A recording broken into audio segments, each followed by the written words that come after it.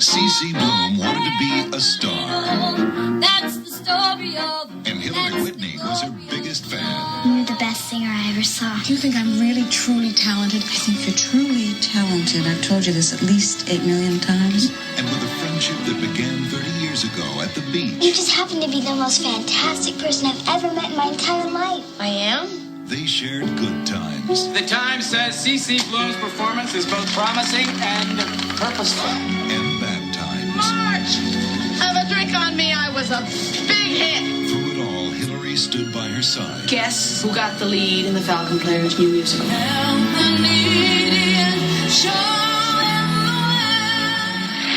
want to congratulate you for winning the award. Did you see those 3 other broads gnashing their teeth? Ha ha, it was great, wasn't it? Through marriage. And I'll pronounce you man and wife.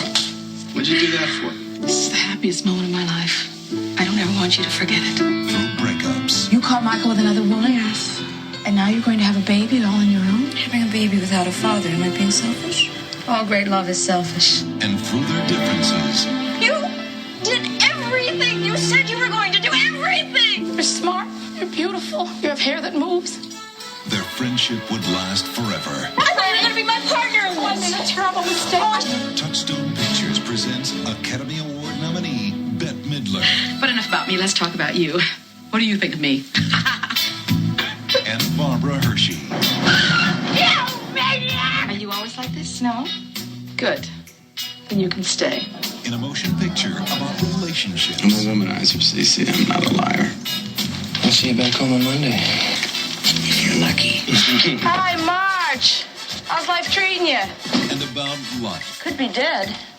Nah. If she was dead, she would have dropped the bottle. Beaches. What a pair. Once in a lifetime, you make a friendship that lasts forever.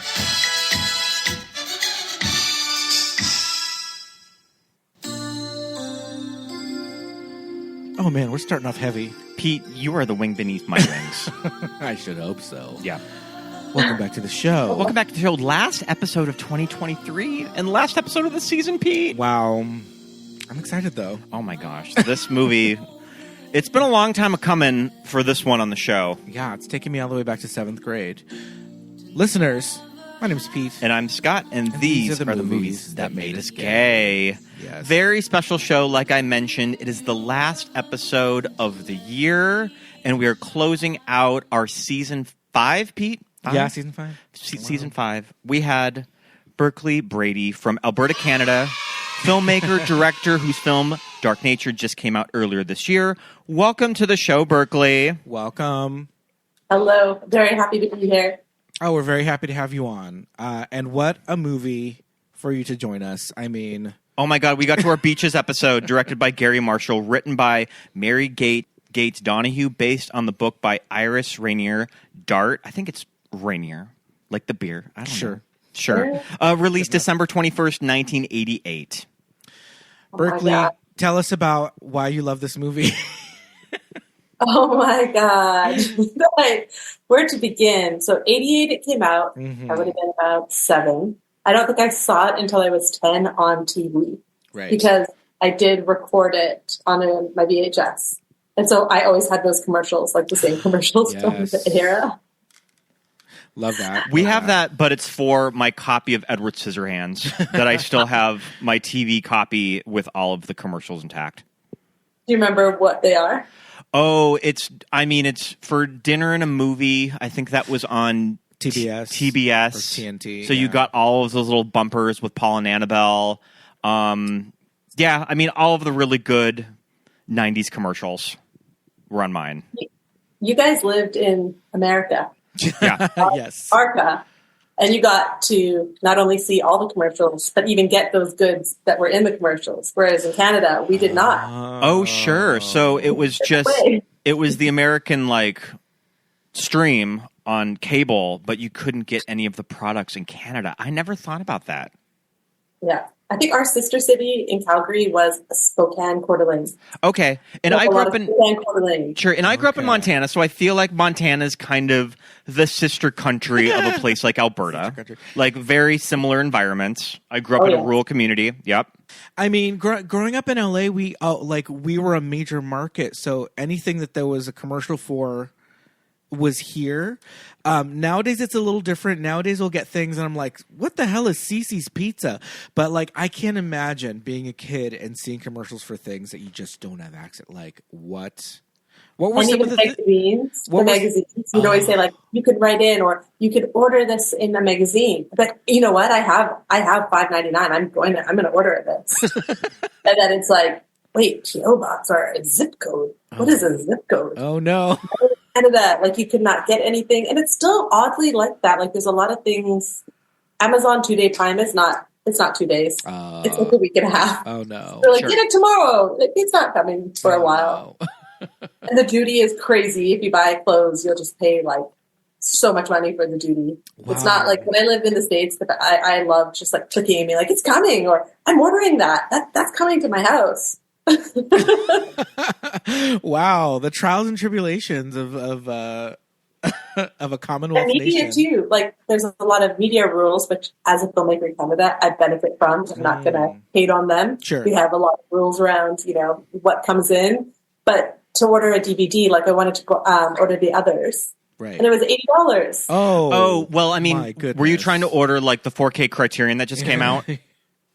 No, not even. Oh, it was even. It was I'll wait for that anyway. It was even just the basic Blu-ray for the others. Just a random like DVDs will just be $80, $100. Even the speeches, like I told you, I wanted the commentary. I ordered it. It got sent back. I don't know why. Oh my gosh! Like, and then the one they sent, I don't even know if it really has the commentary.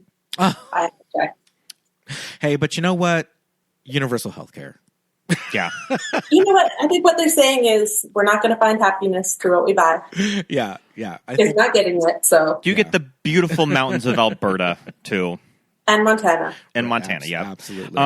Okay, so you definitely remember watching this on repeat as a child on tape. I did not get to this movie until I was in my mid-20s. That I watched this at the place that I was staying at when I first moved to LA, just kind of living with friends, and I was looking through their Blu-rays, and I'm like, I have never seen Beaches. Wow. So I sat down and watched it one afternoon, and I mean, loved it. If I would have discovered this movie as a child, I would have been obsessed. And I feel like when I was a kid, too, that I feel like there was a lot of passing jokes about this movie being a chick flick. And it was kind of the punching bag of, it's a movie for girls. Mm-hmm. Well, I mean, that's being dumb. Yeah. Now, Scott, seeing this movie for the first time in your 20s, how hard did you cry? Did you cry? Surprisingly, I don't shed a tear during this movie. I know that, like, that might sound that I am made of stone. It is not one of those endings that, like, I'm very moved by the ending. Oh my gosh! Like, I think both of their performances are great, but surprisingly, I do not cry at the end of this movie. Okay, so you have a heart made of stone. We've established that. You want to be a geologist. Okay, so I remember when this movie came out. Yeah. I was in the 7th grade. It was everywhere. It was huge. It was a gigantic hit. I had already had an established love affair with Bette Midler through Outrageous Fortune and Big Business. And so this movie comes out. It is more adult, right? For me. Like, as a kid, I'm just but there's kids in it, this is a more grown-up movie. It starts off with Maya. Starts out with kids. Which I love. But the thing was, it was such a part of, like, just this cultural fabric of the time because of that song. Yeah. Right? This song is a huge hit. There we have like a Christmas pageant at school. And gosh, I forget the name of the girl who was in the 8th grade, and she sang a solo of Wind Beneath My Wings. And it was like a huge deal. And then even the next year, the like 3 most popular girls in my school all sang it together. And they were not doing any sort of melody or not melody. Did they hit that high note? There were no like harmonies. There was no nothing. They were just kind of all singing. They're just feeling it. Yeah, they're just all singing in a falsetto, like 12-year-old girls. But it was just like, this song was so huge. And I remember seeing this movie the first time, and those last scenes just Niagara Falls, just Oh my weeping openly. I could not stand it. And certain things from this movie stuck with me my whole life, right? Me too. Me too. You know, we're gonna get into it all. We're gonna take a deep dive into all this. Let's talk about crying. Let's talk about crying a little more. Because I love to cry, and I'm not an easy crier. That's the irony. That's the sadness. That's the tragedy. But that movie, of course, the ending destroys most of us. Yeah. But then as I was watching it again now, so I saw it first when I was 10, now I'm 42, and I watched it again. I was crying in the beginning. Sure. Because I'm probably like almost at 30 watches in. And now even just like the poignancy, like the idea of time itself as she's remembering when they're children, just like their innocence. I was crying in the beach scene now. Yeah. And Benjamin Buttoning my crying. No, you know, when she gets the call at the Hollywood Bowl and she just drops everything. She's just like, get my bag. I'm out. Okay. You're just Has the Hollywood Bowl been photographed better in another movie? I mean, these are angles that you never see of the bowl. We were noting for the opening Hollywood Bowl scenes that the pool, like the famous pool that's like right up next to the stage, there were boxes in them, and we were kind of wondering of like, have there always been boxes in the pool, or can they take them out and put them back in for stuff like symphonies? I think it changes a lot. Kind of changes? Yeah, I think it changes a lot. But this is also a time when the Hollywood Bowl had these spheres in the dome above. There were these big, and you can see it in the movie, there are these giant spheres. And I'm talking completely out of turn. Sorry, listeners. They were for acoustics, I believe. They're since gone. The spheres are no longer there. But we don't care how things sound. Yeah, no. You're coming. It's fine. You're here for the ambiance and the fireworks. But yeah, at that point the spheres were there, and there were different shapes and not shapes are all spheres, but there were different sizes, all kind of decorated like Christmas tree ornaments. But since those backup singers, her musicians, they sounded so good and they look so good. The piano player, Mark Shaman. Yeah. I think Academy Award winning. He may have even worked a little bit on the movie. He's not credited as composer for the movie, but I mean, he's an Academy Award winning big deal composer. Big deal that he's just backing her up on piano. And yeah, she's got her backup singers up there. Okay, right off the bat, immediately I turn to Scott and we're trying to nail down CC Bloom. I'm trying to nail down the kind of performer CC is in 1988. How big of a star is she? I'm thinking, is she a Bernadette Peters kind of in this? Because they don't really reference a lot of movies that she's doing. Some. She did her big movie, but it was kind of not really a big, against her will kind of a thing. But I'm thinking, okay, she has Sizzle that runs for however many years. They mention her winning a Tony. Mm-hmm. She talks about putting albums out, and I'm thinking hey, if in the 80s Bette Midler does this not Bette Midler, if in the 80s Bernadette Peters does this kind of Bernadette sings a Great American Songbook at the Hollywood Bernadette standards, I think that's putting asses in the seats, right? So I don't know. I'm thinking she's that kind of level, or what do you think? Do you think she's a Bette Midler around there and maybe up a little? To not quite a Streisand. Right. But, is she a mixture of Cher and Streisand? There you go. Scott was throwing out Streisand as well. Yeah, Cher, I think that's a good... I mean, who can be as big of a star than Streisand in the 80s? But, I mean... Nobody. You're right. She's not quite there. But yet, she walked on the beach in Miami, and all the old people knew who she was. That's true. Yeah. Yeah. Who's that? It's CC Bloom. Okay. And not just because Leona was going around telling her, Brett. Yeah. Yeah. Because she went there to relax. Yeah. Okay. Before we get into the deep discussion on beaches, we have to celebrate that this is our 6th Bette Midler movie that we have done on the podcast. Wow. Here, let me just count and make sure. All right. 6 movies. Wow. Which is pretty impressive. I mean, Bette Midler's catalog, she worked a lot, but there's not a lot of movies there, though. It's like she had a big run in the 80s. She had her Touchstone contract that she was kind of churning them out at this time, and this is kind of the Bette heyday is the late 80s. So we're going to celebrate this with the Bette Leading Ladies quiz. Okay. All right, Berkley, are you ready for a Bette Are you ready, Midler, Berkley? I'm ready. Leading Ladies I'm quiz? shaking my head no, though, because I know I'm going to fail. Oh, it's okay. Okay. I was too busy watching Beaches on repeat. I didn't really see anything else. Okay. Well, if you don't get them all right, then I get to keep the toaster. So right, we have covered on the show now Beaches, The First Wives Club, Ruthless People, Outrageous Fortune, Hocus Pocus, and Big Business. Wow. Those are the movies that we have done on the show. All bangers. Can you both tag team her most known for on IMDb? Of what comes up when you type in Bette Midler on the Internet Movie Database? The top four big titles according to the mysterious algorithm on IMDb. Okay.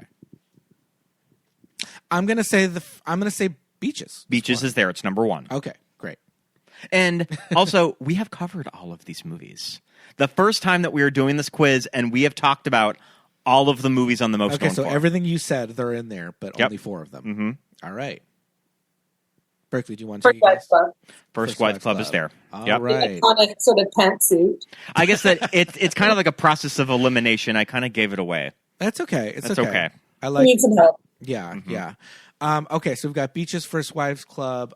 Is Hocus Pocus on the most known for? Hocus Pocus is there. And she will say in her interviews that Hocus Pocus is one of her favorite jobs that she's ever done. Good. Yep. Why? Did she say why? I think that she just had a lot of fun making it, too. I think that her daughter... her daughter's my age, too. We're both born in 86. That her daughter was just at that age that she could bring her the set, and she was dressed up as a witch, and it was a good time. Aww. Yep. Okay. You've done enough movies to be like, I start at this time, I end at this time, and Right. this is what's in my trailer. Yeah, absolutely. So I'm done at 6 p.m. Okay, so we have one more movie to go. Yeah. We got Beaches, First Wives Club, Hocus Pocus, and the fourth movie. That's a risky business. it is not Big Business. Not risky business. No. Risky Risky Her Business. Well, cameo, risky business. She's in the window when he's in the socks doing his dance. Don't you There's a remember? reflection. She's got her binoculars. She's just peering in at young Tom. Well, it's not Risky Business, nor is it Big Business, right? I haven't seen, but it's on my list as like the next thing to see in life. You haven't No. seen Big Business? I haven't seen Big Business. Oh, Big Business is a lot of fun. It's cute. Yeah. It's really fun. it's light fare, but you know. Okay, so that's not on there. Okay, so next up, I'm gonna say. I'm going to give you a little hint, Pete. Think of Ben Cheeves. Oh, Ben Cheeves loves this movie. is it Friend of the pod. It's is it Ruthless People? It's Ruthless People. It's Ruthless People. All right. Did you grow up on Ruthless People? I did not. I had not seen it I until know the show. of it, but I haven't seen it. Okay, so it's good. Danny DeVito. She works really well with Danny DeVito, She does. too. She works really well. Yeah. I can see that. Yeah, and it's in that kind of like Bette Midler really leaning into this like brassy New York broad kind of personality. The thing that Garry Marshall, Yes. I don't mean to be, too familiar. Right. Yeah, he said he kind of like pulled her back from, helped her slow down. I can see that. Especially because of how well how familiar I am with like Outrageous Fortune and that, and some scenes she's kind of going into that like cadence, but it's not all the way there. And I kind of felt like, okay, she's moving away from that like, hey Marge, like kind of delivery. So okay, that's a good note. I didn't know that. All right, Scott, next question. Pete, I know that you know this. I know that you know this question, but Okay. Berkeley, do you know what state Bette was born in? Do you know where she was born? Hawaii, very good. Yay. She's from Honolulu. Which we were talking that But also probably you cannot get everything mailed to. Also, yeah. Yep. And we were talking that I think that she raised her daughter in Hawaii. Like that was kind of still her home base when she was raising her. Can you both name her Oscar nominations? I'm just still trying to figure out, like, how do you look like Bette Midler with the red hair and live in Hawaii and not, like, burn every day? Yeah, I don't know, a lot of sunblock. Okay, I'm gonna say how many nominations are there? I believe there is 2. Okay, Definitely for the boys. For the boys. She was in 91. Okay. The year that Jodie Foster won. Okay. And she has one more Oscar nomination. She has one more Oscar nomination. It was kind of her big break in movies. Oh. The one which is like the Janis Joplin. The Janis Joplin movie, The Rose, which I have not seen. Rose. I have not seen it either. It's good, you guys. She's really good in it. Yeah. Who won that year? Do you know, Scott? Oh, I'm not sure off the top of my head. Well, it's a great performance, and kind of really for a kind of first movie, kind of launched her into the great. mainstream. Yeah, I recommend The Rose. You guys check it out. What is the highest grossing movie of her career? This is an interesting one that you don't really immediately think of Bette Midler, but she is buried in this cast. This cast is also stacked with people. Oh, it's one of those. Stacked with actresses, too, like actresses that we all love. Okay, can you give us a year? This was this was the year 2000. In the year 2000, Bette Midler is in like a blockbuster movie. In a blockbuster movie that I believe it is still one of the highest grossing romantic comedies of all time, which is kind of shocking that it's still up there. Like, I think that it's still in the top 5. Is it directed by Penny Marshall? It is not. No, it is not directed by Penny Marshall. You're kind of close, though. It's a female director, though. Is it the one where Mel Gibson can read people's minds? Yes. It's What Women Want. Directed by Nancy Myers. She plays his therapist. She has a brief scene in What Women Want. What Women Want, like, stack cast, too. What? I want to see the movie where Nancy Myers and Penny Marshall, characters based on them, are fighting to get the same like lead directing role in something. Ooh, wow, that sounds really good. That's a good one, and it also has to be set in the early 90s. Yeah, I would love that. Just like how Beach is, like, is it Cher? Is it Barbara? Who is it? Yes. I want. Okay, so the day that Beaches came out, December 21st, 1988, another big female-led movie opened that we have covered on the show. Do you both know what it is? Another female-based movie in 1988 released on the same day as This movie Beaches. was a huge deal when it came out and ended up getting a lot of Oscar nominations. And we have covered it on the show. Oh, gosh. It's itch. Like, I want to look it up, but I know. Let me see. This is, I believe that both actresses got Oscar nominations, one in lead, the other in supporting, and it was nominated in Best Picture. Oh, is it Thelma and Louise? No, Thelma and Louise is 91. Okay, I thought so. This movie is directed by very famous filmmaker. Directed The Graduate. Oh gosh. It's big 80s workplace epic. 9 to 5. No. Is it in a newsroom? No. No. It's in an office, though. It's in an office. Carly Simon sings the main theme. I know what it is. It's Working Girl. Released on the same day as Working Girl. Wow. Yep. Okay, that's interesting. On that. That's crazy. Beaches and Working Girl were released. Beaches and Working Girl were released the same day. All right. Yep. You better work All the on men were so afraid. They're like, "What is happening? I know. What is Jeez. Where's the future going?" If Twitter was around, gosh. Okay. Now I'm actually flashing to one of the commercials that was on my Beaches recording, and I was like, "Was it that one?" And it was that one about. It was like there was a lake, and it's about older people. Golden Pond. Was it Golden Pond? Cocoon. Dude. Yeah. Okay. That was on my Beaches VHS. So I was looking, maybe it's Cocoon. Steve Guttenberg. Great. All right. What is the 2004 remake that Bette starred with Nicole Kidman in? This movie's kind of a mess, but she's a lot of fun in it, though. I know. Oh, I know. The one where they're witches. No. Not Bewitched. It is Stepford Wives. The Stepford Wives. Okay. Mm-hmm. Her character's name is Bobby Markowitz, and she is a best-selling author, and the title of her book always makes me die. It is called, it is about the relationship with her mother. It is called I Love You, But Please Die. Yeah. All right. All right. Other kind of Bette roles from the 2000s. In Okay. 2000, she played a best-selling author in Isn't It Great? Who was it? Ooh. I know this as well. It's Jacqueline Suzanne. It's Jacqueline Suzanne. Author of Valley of the Dolls. Author of Valley of the Dolls. It didn't get very good reviews, too. It's not. I No. remember this. Nathan Lane? I think so. Nathan Lane's in I it. think it's Nathan Lane. Yeah. Bette produced a famous movie-turned-musical on Broadway in 2011. What was it? I remember her doing press for this, too. Like, she would go on the... I think that she went on, like, GMA or The View doing press for it. Okay, it was a movie first, and then they made a musical out of it? Yep. And she produced it? Mm-hmm. Was she in the movie version? No. Gay classic, too. Was she in the stage production? I don't think so. But she produced it, though.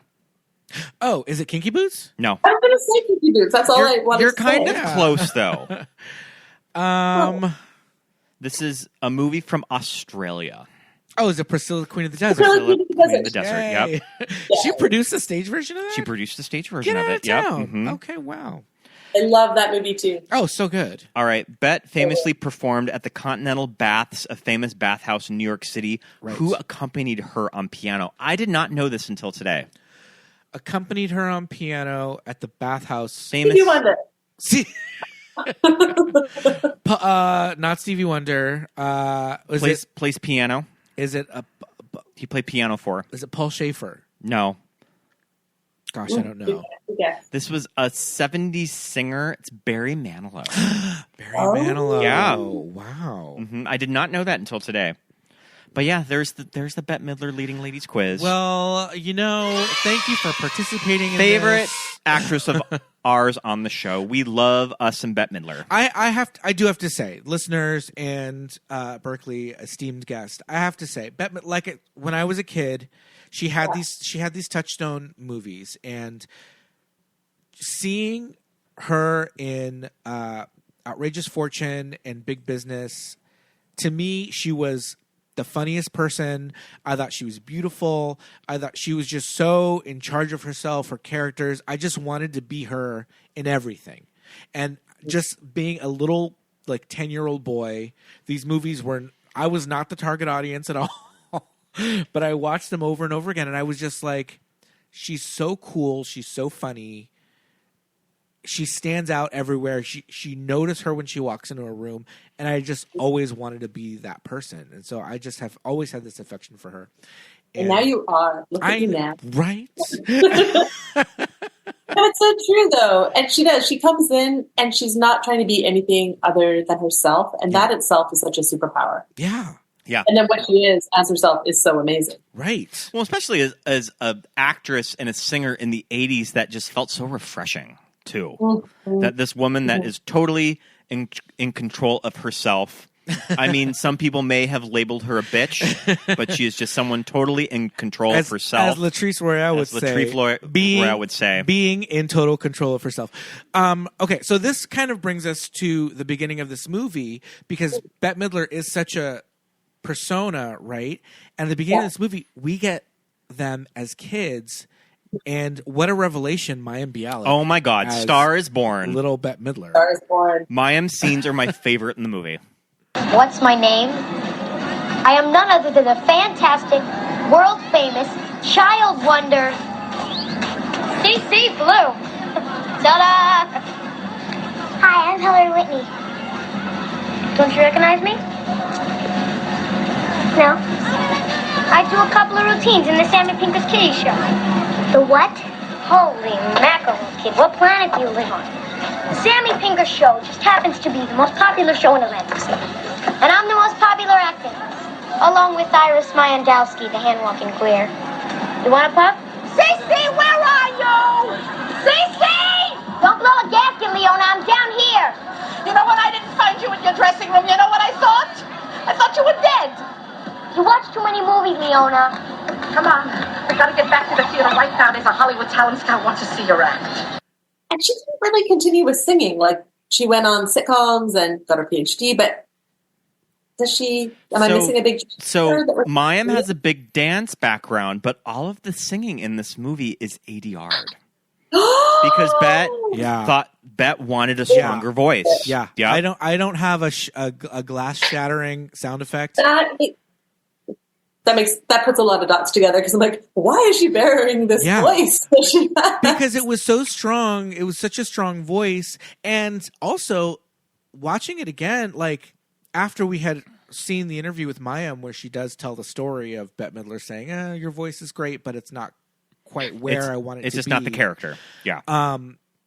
The performer that they got sounds like Mayim Bialik. It sounds like it's coming out of her mouth. It sounds like it's coming out of her mouth. It's so good. The match is perfect. It has the quality that you're like, that's what that girl would sound like singing. Absolutely. It doesn't sound like someone else. That's incredible. I'm shattered, but I'm okay. Right. No, same. When I found out, I was just like, oh my God, how have I not known this? But then all these other little moments that she has throughout that. Okay, so that beginning, I was looking at, sorry, I'm thinking, my mind is blank here. The David Lean movie, not David Lean, oh my gosh, why, Brandon, why? It's like, takes place at Celebration of Life, no. What is that movie called? What is that movie? It's like, it starts at Atlantic City, really famous director, gay director, melodrama, Douglas Sirk, has life in the title. There's a little girl. I mean, I'm thinking of Imitation of Life. Imitation of Life. Yeah, Imitation of Life. Let's write that down. All right. Imitation of Life, Douglas Sirk. Melodrama. Yeah. Love this movie. Also a tearjerker. Also involves death at the end. But it starts in Atlantic City with the little girl being lost. That's the whole kickoff of that movie. Okay. And so when I saw that, I was like, it ripped off Beaches. I'm like, wait, it did come 30 years ahead of Beaches. It still counts as a ripoff. It really is. It's like, but I was like, oh, I love that. I love that Garry Marshall's like, let's do melodrama. Let's like look to the greats. Let's do Atlantic City. Yeah. Someone gets lost. It's like almost the same scene. Absolutely. And I think that was a lot of the criticisms of this movie and the script with critics at the time. I mean, Roger Ebert noted it, that these were all like pulls from all of these old movies. That this script was kind of recycling of all of this, kind of like these conventions and these cliches. But I think that it does it pretty well. But at the time, people gave this story a really hard time for doing that. Really? Mm-hmm. Because now younger people, they would have no idea. Right. They're just, yeah. Mm-hmm. like, it's so grounded. I think the characters totally seem real and like themselves.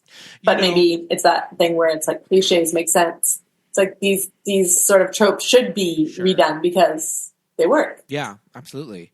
I have memories as a kid of these opening scenes and just, loving these two so much, especially Mayim. This performance is so funny and it just really keys you into who these two are. In my memories of this movie, I felt like they were together so much longer, but it's a day, it's an afternoon. Yeah. And it's just that thing. It's not like this is a summer on the pier. But it's that thing of when you're a kid and you meet another kid that you don't know if you're on vacation or wherever, and they just become your best friend for the day. But, what if you just were able to get their address and just write to each other their entire lives, and that's kind of where it came from. But upon this most recent viewing, I was just like, wow, I remembered their friendship being a lot stronger, or not stronger, but just like there being more to it. But being that it was so short, I don't know, it just makes this pen pal situation a little bit cooler. I don't know, it just really struck me how brief it was, but what it meant to them as like children. Totally. I think too they really are there for these key moments for each other. That's why they're writing this and the directing. I mean, it's just so good. It's like you see Cece doing the audition, getting usurped by the hand walker. Yeah. The hand walking girl. The hand walking queer. The hand walking Leo. What's his name? I don't remember the character's name. Like there was all because Leona bragged. It's all like so much is in these little scenes. Yes. That's what I was like. I was like, these scenes, like it's beat after beat. Every single scene, it's always moving so quickly. And I think as a director and a writer, I'm always like, oh wow, I got to up my game up because look at this. It's like if it's not this, it's that. There's always something happening. It's always integral. It's so quick. And then she gets her heart broken, but then her friend Whitney, gives her the best compliment, and she's so sincere. Mm-hmm. Yeah. And then they go to the fancy restaurant. And I love when Cece leaves the fancy place and does that tap dance down the stairs. I'm like, this is my meme in life, I think. Mayim said that Bette worked with her closely on the tap dance too. I love the scene in the hotel restaurant because Oh, by the way, do you know where that's filmed at, Pete? No, I don't. The Ambassador Hotel. In Los Angeles. Yeah. Oh well. Gary mentions that on the commentary. I was like, "How do you like that?" Oh, the Ambassador Gotta go, Hotel. guys. Yep. Gotta Right before they tore it down. I was gonna say it's gone now. Gone?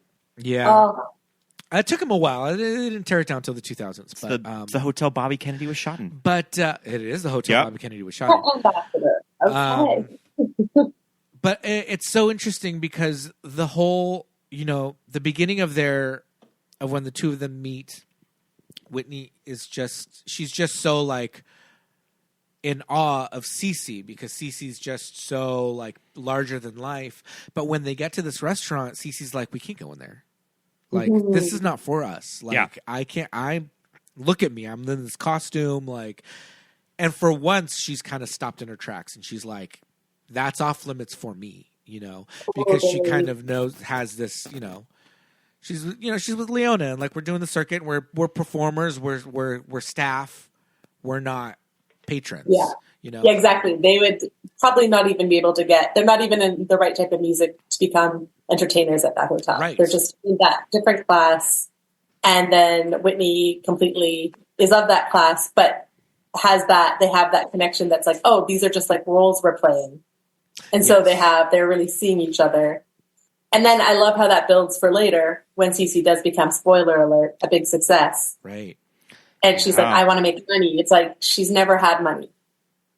So for her, it's like she wants it. She's tasted it. We've seen how she doesn't fit in. And now she's like, we kind of get that that's important to her.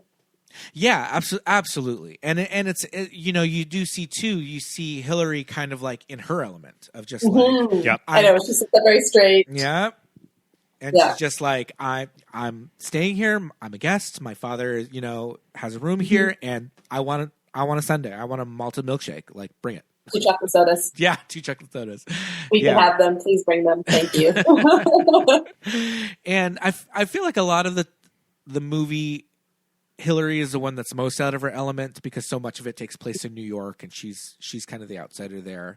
But it is kind of like right off the bat when you do kind of see her there, it's very interesting to kind of see the two of them in their, the kind of places of where they come from individually. And when you kind of do realize that like Hillary Whitney is not just rich, she's rich. Like she is like, she fancy. Yeah, she fancy. She's riding ponies, like talking about like breeding, like yes. Yeah. That does bring me to a question that I have for later. So I don't know if we can jump ahead. Oh, of course.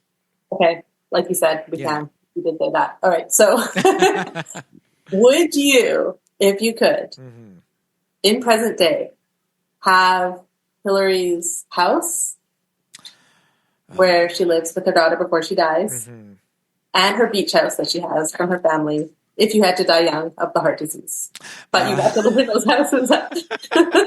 Oh, okay. Well, I have read that cardiomyopathy is now treatable a lot more than it was at the time. Okay.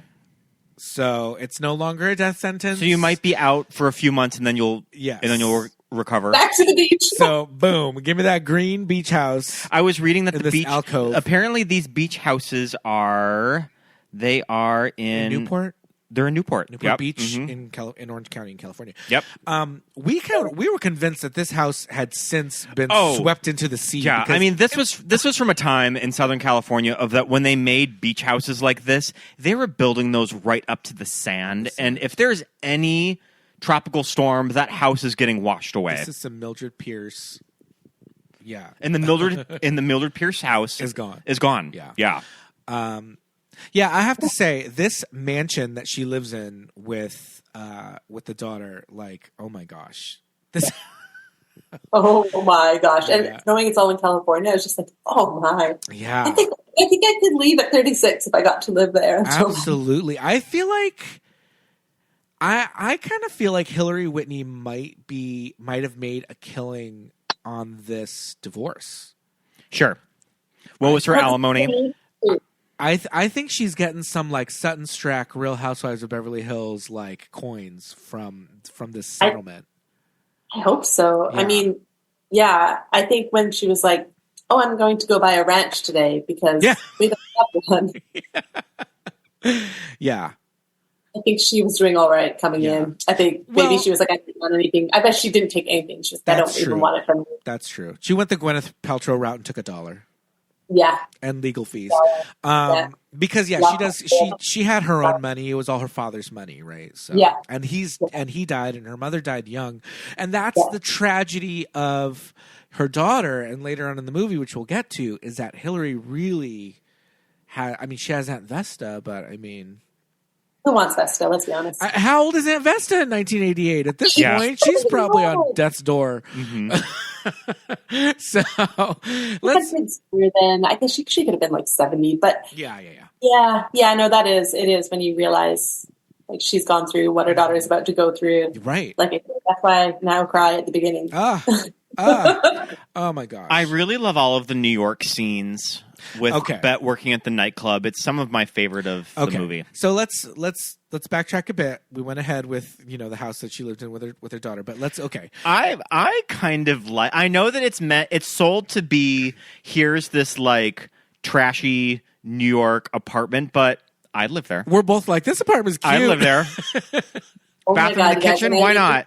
Or like bathtub in the kitchen? An apartment like this come out, a railroad apartment. That's what they call them. Right. With the like see-through window. Yeah. And of course, when I was there, it was like very expensive still to live. It didn't look that much different, but I was like, I'll do it because I like saw it on beaches. Yeah. Like it's so in my mind. This is when you live in New York. The window from the bedroom looking into the kitchen. I love that. Yes. It's so amazing. Especially if you have your best friend, you could look over at the little window and just be passing each other. And sing Christmas carols to each other. Kind of. Okay, so I couldn't remember if it was a Christmas scene or a New Year's scene, but not a Christmas. Not a Christmas movie. Yeah. You can watch this during the holidays. There's a Christmas scene in it. They sing "O Come All Ye Faithful" in Latin. This is a Christmas movie. It is. And all those dreidel songs. Yes. One dreidel song. Okay, so Cece's apartment, even though it's supposed to be trashy, how much is this apartment going for in Manhattan now? Oh, now? No, 7,000 a month. 7,000? 7,000? Oh, my God. 5,000. I was going to say like over 3,000. Oh, my God. I think 5. Oh, my 5 God. sounds right. Yeah. 5,500. I think so. Yeah, 5,500. Closer to 6. Yeah. When I was there, it was like 3,200. It was like 3,200. Like oh my god! Oh my gosh! Yeah, wow. And that was like that's 12 years ago. Right. But wow! So it was yesterday. Yeah. So okay, these scenes in the movie, they don't explicitly tell us, but Hillary talks about protest march. She's just leaving Stanford, so they're 22. Sure. The age situation in this movie is a little gray. Yeah. And flash those lights. Yeah. Let's let these ladies, they're 22. Oh my goodness. They're 33 going on 22. Let's just make it work. And famously, because again, I remember I was there 8,000 years ago. Well, you had a subscription. Your grandma had a subscription to the Enquirer. My grandmother did you would have a read subscription this. to the National Enquirer. Famously, Barbara Hershey had the old lip injections for this movie. Oh, wow. And this was one of the first time you had really ever kind of explicitly heard about an actress getting this kind of a procedure. And we were even noticing like lip injections now look a certain way, and it's the big fat upper lip, like Joker mouth situation. Yeah. But hers, it's like her bottom lip is really full. Like it's a completely different look than what you get today when you go get filler. Definitely different ingredients too, I'm sure. Oh, absolutely. Yeah. And she said, she acknowledged it. Even at the time, she acknowledged it. And she just said, I'm pushing 40 and there are scenes in this movie where I'm playing college age. Yeah. And so I need to look younger. And that was one of the ways we decided to go about it. Which interesting, cool. Yeah, and now it's like everybody gets lip fillers in Los Angeles, so it's not really that big of a deal anymore. Yeah, trailblazer. Yeah. There was actually a very brief window where in my movie, in my feature, for the character of the psychologist, her name came up. Okay. I was like, yes. But Barbara, I almost said that. So, and I called my best friend, who's also a huge fan of beaches, and who was a doctor, just like the actress who played the young Hillary Whitney. Oh, okay. Became a doctor. Oh, I did not know that. Interesting. Yes, she did. Anyway, so we're just like, she's like, I hope I don't die young too. I'm like, it's just the character. It's just the character. But we've always been like, she's the Hillary and I'm the Bette. Oh, okay. And like her hair moves. Her hair moves. Let me tell you guys. Oh my gosh. So yeah, sorry. No, yeah. it's okay. That part. Speaking of that, her hair moves line. That's in the trailer, but not the movie. I didn't notice that. Yeah, it's not the movie. It's not the movie? No, in the That's a good line. movie, it's a little bit more of like a dramatic scene. And what I read was that Garry loved the line. It was an ad lib from Bette. He loved the line, but it was too funny because it was supposed to be getting a little more serious. Yeah. But it's very Bette Midler, and I always loved lines that stuck with me my whole life. Was in one of the letters. She said, "I'm your only ethnic friend." Yeah, I'm your only ethnic friend. Come on. And like banging on the radiators. Turn up the heat. Like I always think of that. Send up the heat. I mean, some of my favorite Bette Midler moments of this movie is no one gives a reaction shot like Beth. Like, nobody gives a reaction shot like Bette when Barbara Hershey walks into the nightclub and she's sitting with the drink at the bar and she's looking at her. I love that scene. And I also love the scene where the Barbara Hershey character is kind of having her big meltdown of I left home and she's standing by the fridge kind of hiding behind it. She hides behind the fridge? I think that's such a funny reaction shot of Bette. I love that shot, and it's so perfect because when she's like, I'm free at last, we're like, oh no, white girl, don't do it. Don't go there. And she's going there. Yeah. And then Bette hides behind the fridge like, oh. So good. But yeah, it's, these scenes when it's, I'm assuming it's the early 70s, or even could possibly be 1970, maybe 69. I would say early 70s. I guess. There's Jim Morrison somewhere in the background. Okay. That she has like a picture of Jim Morrison up. Okay. Because later on, by the time she gets Sizzle, which is like considerably later, it says 77. So yeah. So let's say it's 1970, 71. Okay. For just sake of I can see that. Yeah. I mean, I love the clothes, so that happens. Oh man. But this is when we first meet John Hurd. John Hurd. Oh my the dad from Home Alone. I think John Hurd's kind of sexy. He kind of does it for me. Yeah. Absolutely. You don't want to find him sexy, but then he is. Yeah. Yeah. I love John Hurd in this and After Hours. Have you ever seen After Hours? He runs the bar in After Hours that Griffin Dunn goes into. He's really good in After Hours. Yeah. No, but that's the thing. It's like so many people have this kind of thing in their head of like, oh, that's the dad from Home Alone. But you see him here only, 5 years before Home Alone? No, Home Alone's 1990. It's only like 2. 2 years before Home Alone. Mm-hmm. I think he looks completely different. He looks I don't know. He's making me buy that these two, that this man is kind of this catalyst for the two of them, for their relationship kind of like. Yeah. Well, just that he was the catalyst for her success, too, that she goes through the telegram, which also is a thing that I've been waiting to experience in my life. Anyone who knows me listening. You're just like, you could get a singer come to your door, and then that song is so funny. It's like, all I really want to do is I'm like, oh my God, it's so cringe. It's so good. No, it's a custom song. And I think. Also, there might be an issue with maybe they had to pay some of the little old ladies that own Happy Birthday. Oh, but I know that whenever you see Happy Birthday in movies, whenever it's sung, it has to be a little different, like he's a jolly good fellow or something. So I think that they wrote like a Happy Birthday song, but then she kind of sings it. So she kind of sings it. Maybe they did have to fork over the money for Happy Birthday. Yeah. But he introduced you there when they come out, and he sees Hillary, and he's like, you're an actress, you look so good. And it's kind of, it's setting up as womanizing, but then also it's like their attraction, and Cece sees it, and then when they go to the van, she's like, "Come on, Hillary, yeah, the poor are waiting." Like, oh my goodness! Get back to your like ACLU and after this work.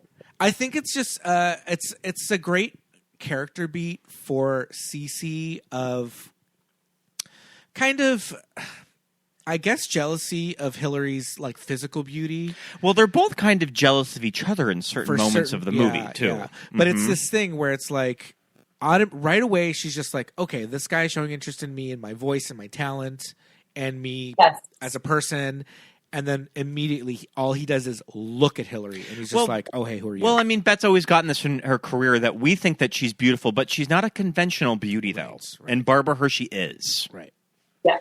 And exactly. and that kind those kind of moments, I'm like, oh, bitch, oh man, I been there. That's like a real friendship. Yeah, doesn't matter like where you are on the gender spectrum. You have a friend. Your best friend is either more attractive for you or less, or you're sorting out where you fit. Maybe sometimes she's ahead, sometimes she's behind. You know, absolutely. We game. We they're like it is such a thing, especially at that age, I think.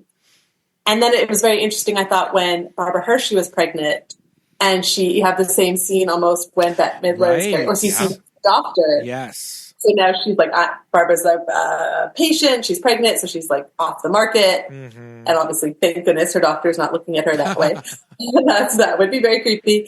And then he just totally ignores her for the reasons like you're saying there, that she's always excluded from Cece's attention. Right. So they each get that sort of moment in the sun. Yeah. Sun of the male gaze. Yeah, absolutely right. But I completely forgot about that part. We are going to address this doctor, Spalding Gray, and this man works fast. Yeah. And why is his name Spalding? But he's a doctor in this movie, and the doctor character in this movie works fast. He has 2 fiancées in Hillary Whitney's one pregnancy. So that pregnancy, the timeline was definitely a little halting. Like, who knows? He had time to meet, propose, get engaged, to break off the engagement, all to Cece Bloom. Yeah. Hillary's still not pregnant. Finally, by the time she has the baby, engaged to a different woman. That's so true. You know what? I'm a doctor. The ladies come to me. I mean, he's got a... I don't chase, I attract, okay? Yeah. He's beating him off with a stick at this point. Let's just say that. I want to discuss some of the musical numbers of this movie. Because what's kind of interesting about the story, and you could almost kind of say, like, this movie doesn't really need these musical numbers, but I mean, we got Bette. So you got to have Bette sing, and I kind of like these crazy musical sequences in this movie that they got to direct. Yeah, the Falcon Players. Yep. But and Bette Midler wrote these little songs. Oh, yep. Did she? So she at least did for the big Broadway number. For Sizzle? Oh, okay. I think she did the other one too. Auto I think she did a little like. These are my thing behind. Okay.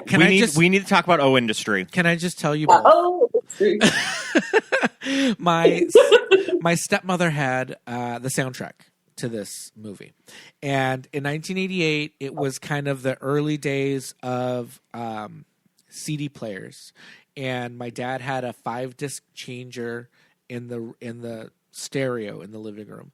And she had this, and she had a Fleetwood Mac Greatest Hits, the one with the green and that like weird like. Sure. Yeah. Yep. Yeah. And so, because the Wind Beneath My Wings was such a kind of this prolific hit, I would just kind of go and I would listen to it. And I got the jewel case, and I'm looking at the songs. I'm like, what is going on? And this is before I had seen the movie. And I'm like, what is going on? And it had the full length song. It had O Industry. It had Auto Titsling. It had all these songs.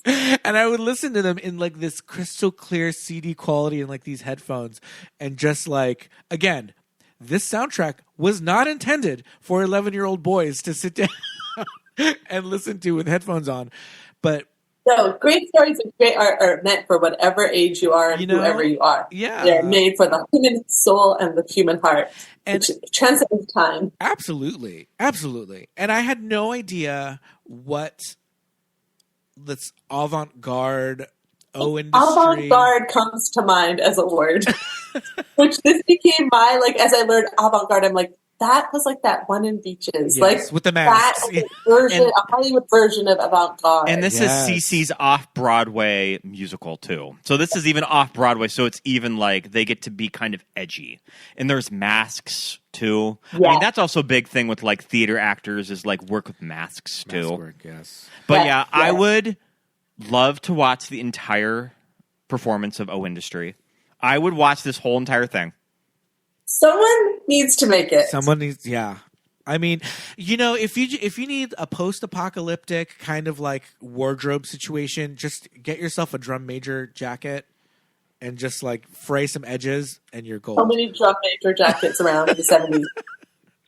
Like, I think so, because I actually think they were in vintage stores. Like, all the old military stuff from the early 1900s and late 1800s, they were still like easy to find some of that stuff. Yeah. Yeah, I got a crazy petticoat in Vermont for like $10. Oh, wow. At a vintage store, or like just, you know, like a Sally Ann type thing.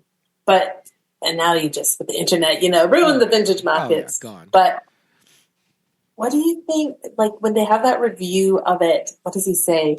A portrayal of the American worker. Yeah, what is the story of What is the story? Yeah. Exactly.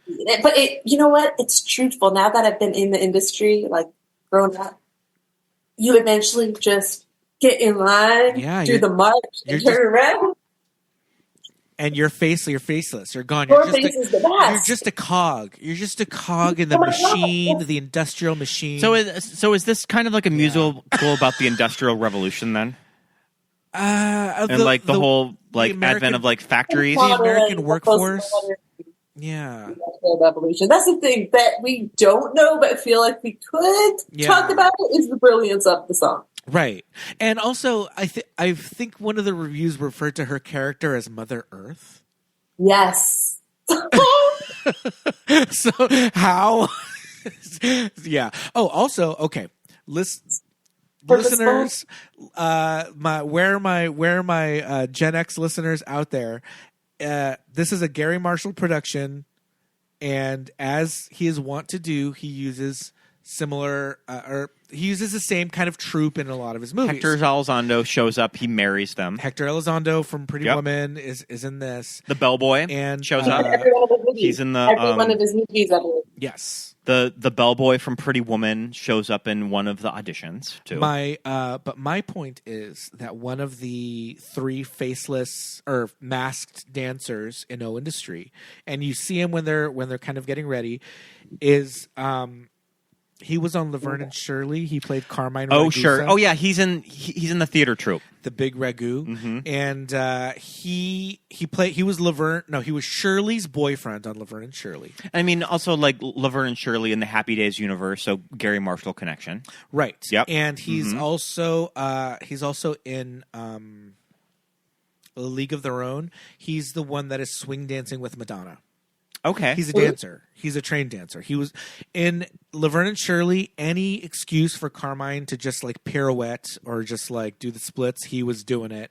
And he is swing dancing in League of Their Own, and he is throwing Madonna around like they are swing dancing. And he's also in this. I'm trying to find his name. I will find it in a moment. But he was.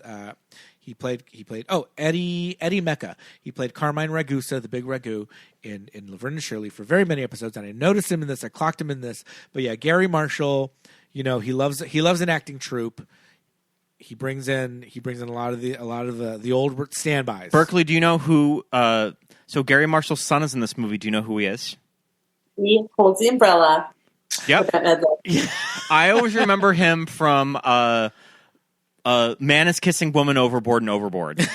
Because Overboard by Garry Marshall, directed by Garry Marshall, probably one of my all-time favorite comedies. You love that. Overboard. I fucking love Overboard. And I love that Overboard just has this thriving life on basic cable still. Like, it's probably on IFC right now. Wait, did you say you haven't seen it? Wait, who's the star of Overboard? Goldie and Kurt. Goldie Hawn and Kurt Russell. Okay, I have seen it, but like not the whole thing and very long ago. Okay. I've got another movie for my list, which I need. So I'm going to watch Risky Business. There you go. And And Overboard. You mean Do it. Big Business? That's what I mean. Big Business, yeah.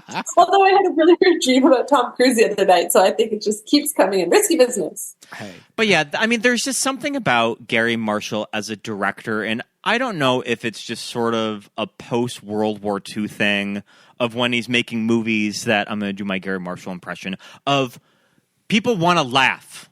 Like, I think it's just people want to laugh. People want to laugh. Like, he makes these really fun escapism comedies, and I think that it's probably like a post-World War II thing of that, like, he's still trying to raise America's spirits after the war. Yeah, and he was very sickly as a child. Ah, okay. So I think that there's a bubble there. He was very, very sickly, and I think a lot of artists, I think, and writers especially, are sick when they're younger because then you have to entertain yourself and live in your imagination, which makes me sad now because they'll just be online like playing games. Like, what happens? Will we not have another Garry Marshall? But of course we'll never have another Garry Marshall. Right. But yeah, I think that having the two sisters, you gotta stay on your toes. Mm-hmm. Just kind of these larger than life figures. Just, I mean, they all have a very specific way of talking to. Okay, so when I was doing my show notes, I wanted to watch the Garry Marshall commentary because there is a commentary on the Blu-ray for Beaches, and I hit play. I hit play and died. Oh my goodness, it's Beaches. I'm going to start crying already. This Garry Marshall, I directed this picture, which I really enjoyed doing with Bette Midler and Barbara Hershey. And there we are. There was Bruckheimer there, but that's not Jerry Bruckheimer, who I work with. That's Bonnie. It was a lady, very talented producer, Bonnie Bruckheimer. I was just cackling on my couch as soon as he started talking. Cadence. It's like gentleness or like generosity. Sure. You know, it's so interesting though. Like for me as a kid, I kind of knew who he was just because of like Penny, and of course I love Laverne and Shirley, and being that A League of Their Own was like such a big. Well, that was later on, but I didn't love it. I'll say it. I didn't love it. Didn't love as it. a kid. Okay, I didn't love really? it. Okay. I Fair. love League of I was Their like, Own. this looks so cool. I want to watch it, and I was like, Yeah. But for me, like Garry movies like Overboard, which had already come out. Pretty Woman's later. Pretty Woman is 90. Yeah, that's later. But I don't know. For me, it was a little heavier. Sure. It was a little heavier for a Garry Marshall joint. I was like, oh, okay, we're getting into some heavy themes, which I'm not mad about. I love it. I mean, this movie's great, but it was just kind of unexpected that it did go into a little bit of more of a heavy kind of tone with death and loss and all this stuff. But I think it was I don't know. I think he did an amazing job with the material, and he mentions on the commentary of just kind of how apprehensive studios were at this time to make a movie about female friendships. And he was mentioning of just, I find female friendships fascinating.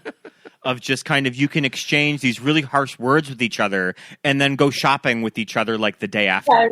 And how guys just won't talk to each other for like decades. Yeah. That seems true. I mean, I know some ladies who will give the silent treatment until they die, and I guess I don't know them anymore. But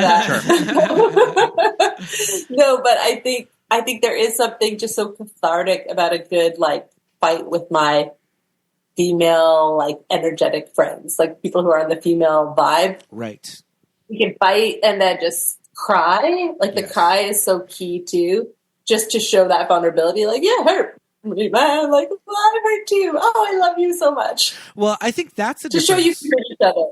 Yeah, I think that's the difference between like male and female friendships is that men won't even get into the argument. Yeah. Do you know what I mean? Or men if they do get into the argument, they're just not friends anymore. I think they'll just kind of sweep it under the rug. Sure. And I think men are easier to kind of like continue on a relationship with somebody, even though maybe there is resentment or whatever, that they just kind of go back to like, okay, well, we're just talking about, because it's very surface. But whereas female relationships, they will kind of go to kind of the fight or the argument or whatever it is. There, maybe there is those that hold grudges and silent treatments and all that, but it's through the argument. And I was raised by women. I lived in a household full of women, and they were feisty, So for me, it's like, even if it's not an argument, it's just a heated kind of conversation.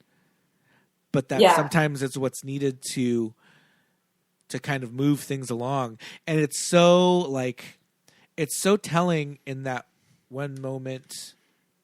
Okay. When they argue in the department store. One of my favorite scenes on film. Oh, okay. When Hillary, I love the I love that department store set too. When Hillary says, we grew apart. It happens. It happened to us. It happens to a ton of friendships, and it happened to us. That, to me as a kid, I was like, oh no. Like, I would never want that to happen. That sounds awful. Yeah. But then when they are fighting, and Hillary says, like, I'm not like you. I don't know how to do this. Like, I don't know how to fight. I don't know how to argue. That, to me, I was like, okay, now I get it. Like, now I see.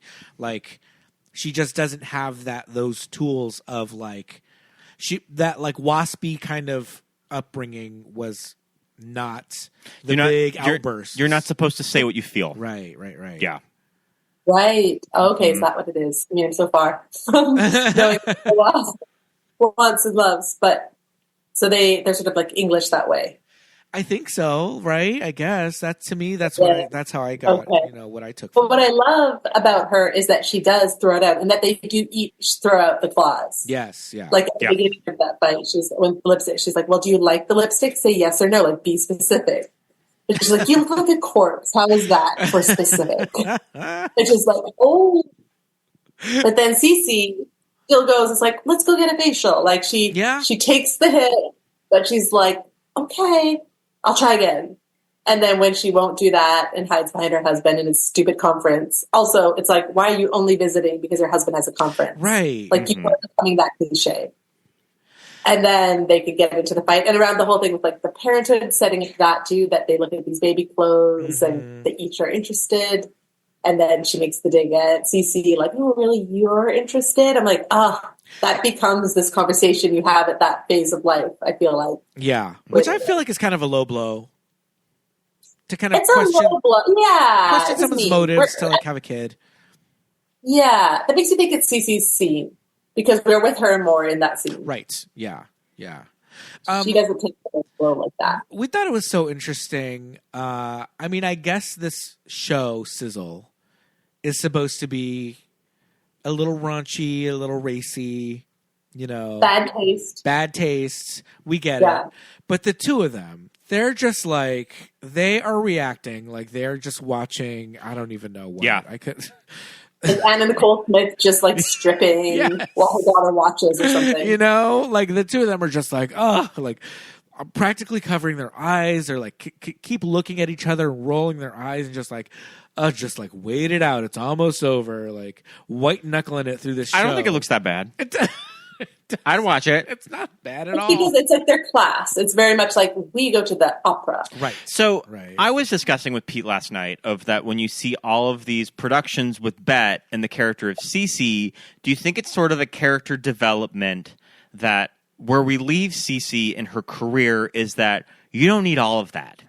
Like you can just stand on the stage and sing and you don't need all of this production value surrounding you. Yeah, she had to fall on her face. Is that kind of the character growth? Yeah, with her as an artist, and it's so real. It's like she, like you say, she wants success. She wants financial success. She wants that freedom. She wants to be like her ego. She's like, I want that life. She gets it, and it spits her out like it does so many people. Right. And so in a way, Hillary was right. Like, stay true to yourself. But she had to go through that, go through the Hollywood machine, break a director's jaw. I love that she does that. And then, and that section of her career, I was like, oh, is that a little Tina Turner? It's a little like because my parents actually saw Tina Turner when she came to Edmonton, when she was in that lower phase of her career, like kind of before she had built it back up. Yeah. Just in like a small Canadian like city at a club. Wow. But granted, there's really amazing musicians there. Yeah. And cool people. So she was playing to a crowd who appreciated her. Yeah, yeah. But it wasn't like what she was used to. Right, right. And it's humbling. I'm sure it was very humbling. Yeah, absolutely. Not opening for the Stones, just kind of like doing smaller theaters and things like that. Yeah, and I mean we see it too with the John character, who's just like, I like the Falcon Players. I like my little theater. Yeah. Like I liked writing the shows that I wanted to produce, and there's nothing wrong with that. Yeah, like, he had his niche, and like he kind of wanted to go back to it, and so it's like okay. And I think it does speak to as well, not just their difference there, but if the man you marry first, like when he saw the two of you together, you and your best friend, and he was really attracted to your best friend, it's never going to work out with him.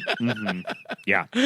Yeah. Like, you put it out, and it's great. They had their marriage. They had Arthur the Great Dane. Oh my God, I can't with the full Great Dane. Garry Marshall also talks about that on a movie of that. You got to make a movie with a dog, with a cute animal. All of my movies have cute animals. Yeah, when Hillary also says too about being the consolation prize or your marriage of convenience, you're just like, ooh, ooh, yikes. And then I look at how she turns around. She's like, maybe I am. Like, like, so what? Yeah, like, yeah. Well, I guess that part comes after. But that fight, like, it was so intense, and I love how then they show each of them dealing with it. Cece on the couch just crying with her supportive husband, and then Hillary just like you say, wasping it up. Yeah, like, I'm fine. I'm in first class, which first class has improved a lot. Like, yeah, first class of '88 was just like a bigger seat. Oh yeah, but.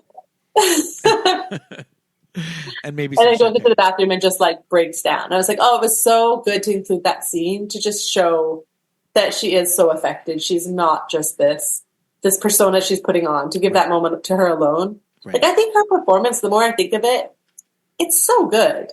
Mm-hmm. I don't think and maybe it's just melodrama. You don't get the credit. People don't get the credit they deserve. Yeah, and it's the quieter performance, so it's like. Barbara Hershey, I think that her big thing prior to this, I think, was Hannah and Her Sisters. That's kind of what probably got her the audition for Beaches. Because I think that they had to test Barbara with Bette for the role. Barbara Hershey, this is our second Barbara Hershey movie of the year. We did Black Swan way early in the year. Yes. Right? Mm-hmm.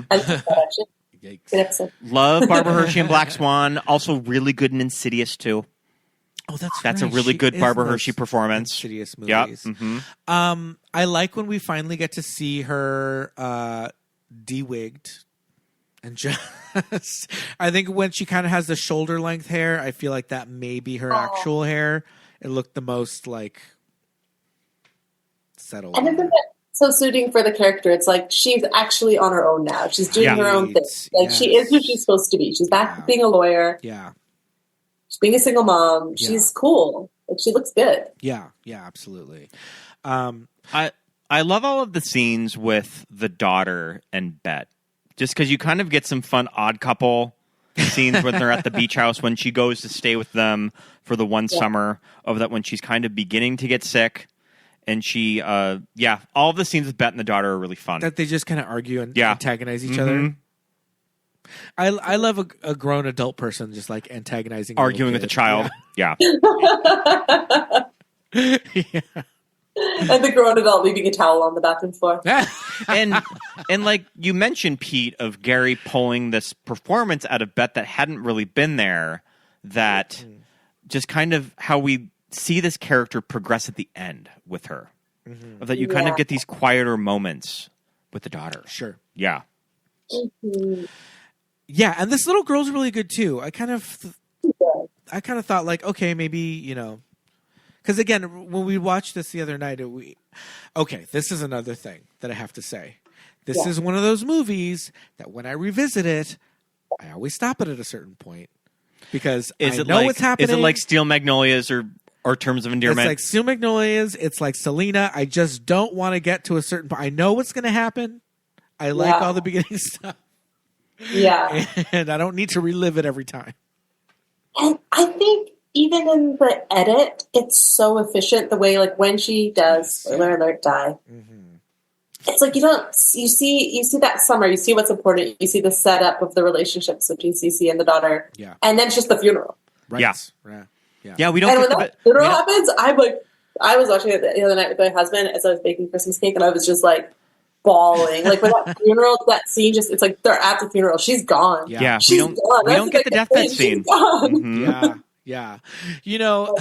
There's a scene in a hospital bed, and she kind of like it's after Hillary kind of like passes out at home, and the daughter finds her, and it's very scary, and she's in this hospital bed, and it's like, okay, the end is nigh, and Hillary tells Cece, I want to go. I don't want her to see me like this. And I thought that she meant like, I'm ready to go. Put a pillow on my face to it. Yeah. And I was like, your daughter has to say goodbye? What do you mean you don't want her to see you like this? This is horrible. But then what she meant was she wanted to leave the hospital and just go on my own terms. I don't want my daughter to see me in the hospital bed. She can see me, but so then when they go back to the beach house, it's like, okay, I hope all these young girls riding on horseback on the beach and playing frisbee aren't scarred for life seeing like Barbara Hershey pass away on her deck in the middle of the afternoon. Yeah, I hope so. They need to grow up. You gotta grow up. Grow up, kids. They have that really cute Russian blue cat too. That cat. I was wondering if it's the same cat from Pet Sematary. I think it's the same cat. One of the most best-trained cats in the world. Mm-hmm. Well, there you go. I've heard stories about that movie, and just like that cat is trained like a dog. Like it's like they're like it's a crazy cat. Show cat. I bet it's the same one. Show cat, but the show cat of show cats. Okay, this cat that you can see on my lap right now is the least trained cat in the world. Well, you do your thing. You don't let them tell you. I like that. But that whole beach scene, I love too the complexity of when finally Cece and the daughter are getting along, and Barbara Hershey's watching, and it makes her mad. Oh my gosh, that's so real. Yes, jealous. But just the fact that even for Hillary, she's just like, I didn't know it was gonna feel like this. This is what I wanted. Which I appreciate these messy emotions that are unflattering too. Yeah. Mm-hmm. Well, that's like true friendship. You know what? It's like we're not always nice. We're ugly sometimes, and they see their real selves of each other. Yeah. They just love each other through it. It's like a true love story. Yeah, absolutely. And then I love how the resolution of that is, again, it's just like this. I think the storytelling is just so smart and quick and fun. Of like Cece's watching an interview of herself. Yeah. Where she's so pretentious, and so it's just like this like funny little beat, like don't say it. And then Barbara Hershey comes out and starts. Her daughter asks if she can braid her hair, and she says she can. And she's changed out of her pajamas. Yeah, because she's been in her pajamas for a week. Mm-hmm. Fully dressed. I just thought, it's like all these little like setups, payoffs. It's just always moving, always moving. Yeah, absolutely. And yeah, it's that moment, like I kind of said earlier, like both Hillary's parents are gone. We get a little bit of information about her ex-husband. Yeah. Because at this point, if he's not... That'd be dad of the year. Yeah. At this point, this little girl is what, 7, 8 years old? If he's not around now... If he's not in the picture, then it was an understanding between the two of them that, no, you're not going to be in the picture. So, I don't know. At this point, is he going to be... I think they said that he remarried, That's a sociopath. That's insane, first of all. Let's remember, when in the letters... Hillary writes to Cece and is like, it gave my father great peace to see us together because he was the son he never had. It wasn't just his lawyer, but I'm like, no, this guy's a sociopath. Yep. He watched your father die, now he's leaving you or another woman in your robe. He lets a woman wear your robe and he goes over to cheat. Like, in your own robe. That's disgusting. Yeah, seriously. And she's pregnant with her child. She's pregnant with her child. Yeah. She's bought a ranch. Yeah. So she just worked like a lot more today. No, that guy's a jerk, but I think he was pretty hot. Like, he does look like... Oh, absolutely. He was probably the hottest character in his looks, and I can see why he has affairs. Yeah. But it's that thing of like, okay, yeah, now where is she going to go? Who is she going to leave the daughter to? You know, and Cece does have a line of just like, everybody wants you, you know, like, and Vesta wants you. It's your decision. But I was thinking, Vesta's coming out of the grave, and she wants to take you. Yeah, she wants to take you with her. But I'm thinking though, like, realistically, who does? Hillary doesn't. I think that, to me, that was a big kind of key to this character, is that she is kind of on her own. You know, that's why she continues to, you know, reach out. She to does Cece. have family, but she's not particularly that close to anybody. Right. She's closest to Cece. Yeah. So when she says everybody wants you, she's like, I'm just saying that to make up for the fact your mom has no friends. Yeah. I don't want you to feel too bad. I don't want to go. I do have one question about the very beginning. It takes me back because the beginning is the end in this movie. But when she leaves and she gets in that car to drive to be with her friend, she's driving through the night. Then the next night she's listening to the radio and they're like, CeCe Boom's concert last night got canceled, but she's still driving and it was only San Francisco. I was wondering that too, because the drive from LAX to the Bay, outside of San Francisco, where all the rich people live, I mean, it's not that long. On a rainy night. Right. I think there was a moment where they got there and then story happened. Or do you think that, okay, so she I don't know. But yeah, I was thinking like she left in the afternoon. Yeah. No, but she leaves at night though. It's in the evening. And also, at night, and then she's still driving the next night, according to the radio. And also, it's raining, so that show at the Hollywood Bowl is going to be postponed anyways. Yes, they did mention that, and I was like, poof. maybe they did that to kind of lessen the blow for Cece. But people said she left earlier. Right. Sure. There was the buzz. They say that she's listening to her phone. But yeah, so she's obviously doesn't drive a lot. She's going in circles. Someone help this woman. Yeah. She was driving 24 hours for a 200-mile trip. Yeah. Well, why didn't you tell that limo guy to come back? Anyway. Yeah, I'm kind of surprised that Cece just wasn't like, I will pay you all the money in the world. But actually, no. I mean, she thinks that she's going to LAX to get a flight. And the limo had driven away, so that's why. We have to discuss the song, "The Wing Beneath My Wings." Hit number 1 on the Billboard Hot 100 charts and won Grammy Awards for Record of the Year and Song of the Year in 1990. And I think still to this day, when you think of Bette Midler song, you just think of "The Wind Beneath My Wings," which, shockingly, not Oscar nominated. This song wasn't Oscar nominated, or any of the other songs like "Oh Industry" that were probably written for the movie. Or Auto Titsling. I mean, Auto Titsling. I think that had existed. That she had done that show in her act. So they kind of worked it into the story. Yeah, but this movie got an art direction nomination, which I mean, I guess mad respect. Like, I like contemporary art direction in movies, but not for "Wind Beneath My Wings," though. Yeah, that's wild. That's wild. Well, who hated her? What's the beef? Yeah, I mean, there may have been just like Academy snobbery with Bette Midler at the time with this song, just because it was such a monster hit. But that said, this was the 80s, which huge songs won Best Original Song in the 80s. Fame, like Time of Your Life. Yep. It's like precursor to the Bodyguard song. Right? Yeah. But wow, I'm really shocked by that. Yeah, I didn't know that either. That's crazy. Yeah, I'm telling you, 2 years in a row at the Christmas pageant at St. Stephen's Martyr in Monterey Park, this song was performed live. Really? It's always kind of a go-to for funerals too. Ooh, "Wind Beneath My Wings," not a dry eye in the house, probably. No. It's funny because you can make fun of the song, and it's easy to do that, and I do. I enjoy that. Yeah. But I'm really listening to it and the way she sings it, it's so poignant. It's so beautiful. Absolutely. What do you guys think? Like, do you like the song? Yes. Oh, I love it. I mean, it's a story about friendship. Yeah. Which I love that. Because we all have like the wind beneath our wings that we wouldn't be at we are today if it weren't for this person too. Yeah. Which I think that we can all relate to that. And I mean, we can all relate to the key themes of this movie of knowing somebody since you were a kid and still talking to them as an adult. I mean, that has to be a pretty strong friendship that my best friend Jamie, I met Jamie when I was probably 5 years old, and we're still friends to this day. And it might be sometimes sometimes we'll go a while without texting or talking, but the minute that we do catch up, it's like no time has passed. Yep. You're so lucky. Mm-hmm. It's amazing. I have a friend like that too, my friend Jen.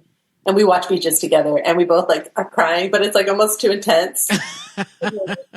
And I'll be like, I'm trying again. Like, I know again. We've been watching it since we were 10. Yeah, one of just like those enduring friendships that you've known this person since you were a child. They are part of your spirit. Yeah. Like, who would you be without them? And in the song, she has that line where she's like, you have this smile, this beautiful smile that hides the pain. And I was just like, oh, that's what we see in our friends, their beauty. And then you see what other people don't in your friends and admire them all the more for it. Yeah. But yes. But like Scott, to your point, it's like love songs usually. Yeah. Love songs on the coast here in LA. It's like, you know, they're about this romantic. Who used to host Love Songs on the Coast? Love songs Karen. Karen. Well, I know Ted Ziegenbusch used to. Okay. When I first moved here, it was Karen. Now we're talking LA like terrestrial LA radio. Deep Cuts. LA terrestrial radio and the adult contemporary station. Was it Karen Waite? I don't remember. But Ted Ziegenbusch would do Karen Sharp. Karen Sharp, yeah. Yep, Love Songs on the Coast. My producer on my next movie, or like this series I'm adapting, is Erin Sharp. Oh. Well, this is awesome. Karen. And she was the wind beneath my wings. Well, there you go. Full circle moment. This song's going out to a very special person. But that's the thing. Love songs are romantic love songs, but this could be a romantic love song. It very well could be, you know, the intention between the two listeners. But I mean, for this use case in this movie, it's like, you know, it's this friendship, and yeah, it's just something that we don't often see. And I mean, I can't really think of a radio ballad like this about friendship. It's a good ass song. Mm-hmm. Well, Bette Midler had her other song. You gotta have friends. I mean, she's talking about the gays. Every breath you take. Oh my God. Yeah. about stalking people. Like, no, the when Biggie died. Was it like? Yeah. That was a friendship song, but Daddy, a little different. Yeah, you know what's funny with this movie? It's like this love story, platonic love story, but yet they got to have really like the romance. They got the child, right. They got to live together in the nice beach house. Got the guy. Like, what woman doesn't want this life? I mean, I don't want my friend to die. No. But if I could just. I mean, I love my husband too, so I'm not. You know, I'm just saying, like, it's kind of like they made this. They were able to have like what normally would be in a sort of like cis hetero like life. Yeah. They got to have it together. Yeah, absolutely. They got to go on a wig journey. They went on a wig journey. Hair dye journey when Bette dyes her hair blonde. She goes blonde. Yep. You spent 2.5 hours dyeing your hair the same color. I feel like Cece's least successful wig is the short kind of. I hate it. It's so bad. When Hillary's pregnant and she cuts it and she has it short. Yeah, it's awful. It ages her so much, and it's not quite the big business length of short. Okay, no, it's like a mullet. That's how I feel when I have short hair. I had one short haircut my whole life that worked. Sure. Every other one, I'm like CC Bloom, which it's just like it's not good. No. Certain colors, certain people can't wear. Yeah. Certain lengths, yeah. It's a little Sally Jesse Raphael kind of like shape to it. It was not. But it's so perfect too because it's like that's what she almost married the doctor, so she's going for this look, and it's like it wasn't a fit. It was not a complimentary fit. There you go. She should not be going down that route. There you go. I like it. The costuming and the production design, recognized by the Academy, the makeup, like such artistry. Absolutely. I think this movie holds up very well. I mean, even though it is set in very specific time periods, it is kind of timeless enough that we're still questioning, like, oh, what year is it? Who knows? Sure. Like, yeah. We know vaguely. It's in that regard, it's successful because Yeah. it doesn't look dated Yeah. of what kind of time period that they're in. But even though it's set in the 80s, it's not just like, oh my God, this movie is so corny, whatever. It just, I don't know. I think the script and the acting and just like all of Bette's music that's just in there, it just holds up extremely well. It does. It just has this watchability that you're just like, I mean, we're all three of us biased. I think it's the best type of sentimental, and I know that sentimental for describing a movie, not a lot of people kind of like the word sentimental, but I think sentiment, when done well in movies, is very powerful. Right. Absolutely. I couldn't agree more. Yeah. Mm-hmm. Neither one of us has seen the Lifetime made-for-television remake. I think it was like 2017. Starring Idina Menzel and Nia Long. Yeah. Directed by Allison Anders. How do you like that? I saw that today. I was like, Allison Anders. I had no idea directed the Beaches movies. What would I know else? Gas, Food, and Lodging. Oh. Yep. Kind of like big, like trailblazing female director. Okay. Mm-hmm. Well, I'm open. I'll check it out. I mean, Garry Marshall's Garry Marshall. Yeah.